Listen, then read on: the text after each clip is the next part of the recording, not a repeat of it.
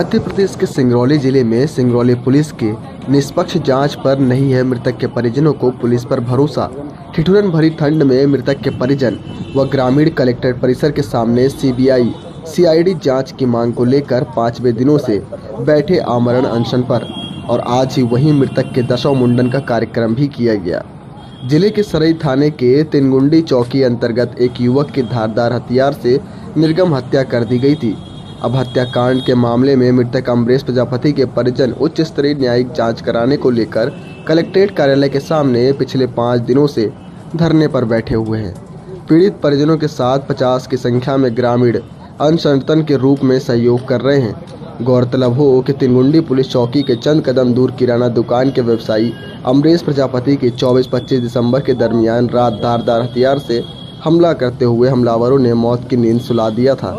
इस मामले में सरई व तिनगुंडी चौकी पुलिस ने 2 सगे भाइयों को गिरफ्तार कर हत्या की गुत्थी सुलझाने का दावा कर रही है, लेकिन यह बात मृतक के परिजनों के गले से नहीं उतर रही है।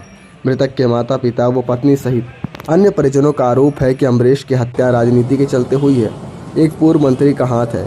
परिजनों ने मांग की है कि हत्या के संबंध में जिला प्रशासन उच्च स्तरीय जांच सीआईडी सीबीआई एसटीएफ या अन्यायिक जांच कराई। परिजनों का आरोप है कि अभी तक उक्त हत्याकांड की जो जांच विवेचना की गई है उसमें उनसे असंतुष्ट नहीं है। पुलिस साक्ष्य मिटाने के लिए हर संभव प्रयास की है और उसमें सफल रही है, इसलिए सिंगरौली पुलिस की जांच पर कतई भरोसा नहीं है।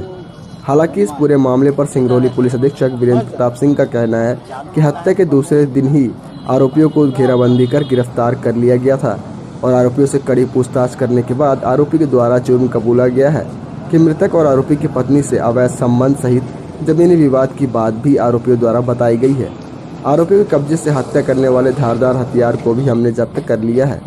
आरोपियों को जेल भेज दिया है। उनके परिजन पुलिस पर अगर असंतुष्ट नहीं है तो उनका जिन पर संदेह या कुछ एविडेंस हो तो हमें बताएं, हम निश्चित ही उस पर जांच कराएंगे और जो दोषी इसमें सम्मिलित पाए जाएंगे कड़ी से कड़ी कार्रवाई कराई जाएगी। इस पूरे मामले पर मृतक का पिता ने क्या कहा, देखिए। वीरेंद्र प्रताप सिंह एसपी सिंगरौली मध्य प्रदेश ने इस पूरे मामले पर अपनी क्या राय रखी, देखिए। दिन हो गया, हम लोग इसलिए बैठे हैं कि सारे मुलजिम अभी तक नहीं पकड़ गए और 2 मुलजिम पकड़े गए हैं, उसमें से एक को ही 302 का मुकदमा मतलब लगाया गया है उस पर केस, और एक को 394 का धारा लगा के जेल में भेजे हैं जिसमें वो जल्दी बाहर आ जाए। दिनांक 24/12/2021 को रात्रि में हम लोगों का मांग है कि मतलब सीबीआई सीआईडी उच्च स्तरीय जांच कराई जाए, बाहर से टीम मंगा के दिल्ली या भोपाल से, और जितने भी मुलजिम छूटे हुए हैं वो सारे के सारे पकड़े जाएं और उनके ऊपर 302 का मुकदमा बंसमणि वर्मा सहित मतलब उनके ऊपर 302 का मुकदमा कायम किया जाए, जेल भेजा जाए, उनको आजीवन कारावास या फांसी की सजा हो। उनका रोल ये है कि वो चुनावी माहौल को लेकर के, चुनावी रंजिश को लेकर के उनकी हत्या करवाई गई है और वो हमारे बच्चे के साथ हमारा बच्चा उनके घर कभी नहीं जाता था और वो जब से वहाँ दुकानदारी किया है तब से उनका मतलब और हमारे बच्चे के साथ में मतलब जलन था और उनके साथ नहीं पड़ता था। कई बार वो वाद विवाद मतलब करते रहते थे। इस 1-2 बार हमारा लड़का भी मतलब उनके साथ वाद विवाद किया था जी, दसघात के वजह से कारण। इसलिए हम लोग यहाँ धरने पे बैठे हैं तो वहाँ घर में कौन कराएगा, इसलिए यहीं हम लोग मतलब सब उसका दसघात मनाया। आज और कल कोई नहीं आया। राम वरण प्रजापति।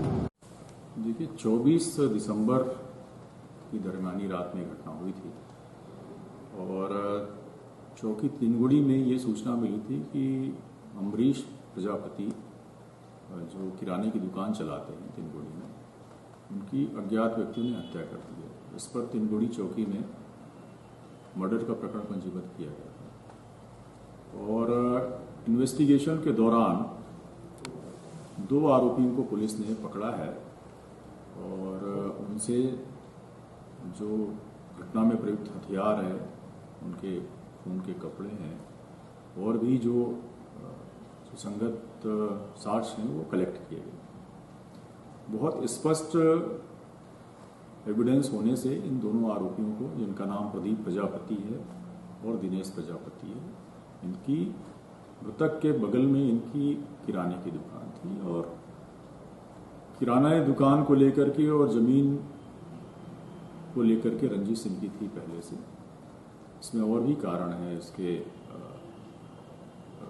जैसा कि आरोपी ने बताया है, अवैध संबंधों को लेकर के भी उसने खुलासा किया है।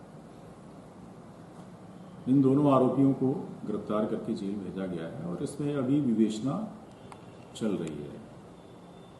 मृतक के जो परिजन हैं उनमें उनका आरोप है कि हत्या में और भी लोग शामिल हो सकते हैं, तो उन्हें अवगत कराया गया है कि उनके जो भी शंका के बिंदु हैं वो अवगत कराएं और हम उसमें आगे जो इन्वेस्टिगेशन चल रहा है उसमें उन बिंदुओं को भी शामिल रखेंगे और विवेचना करेंगे।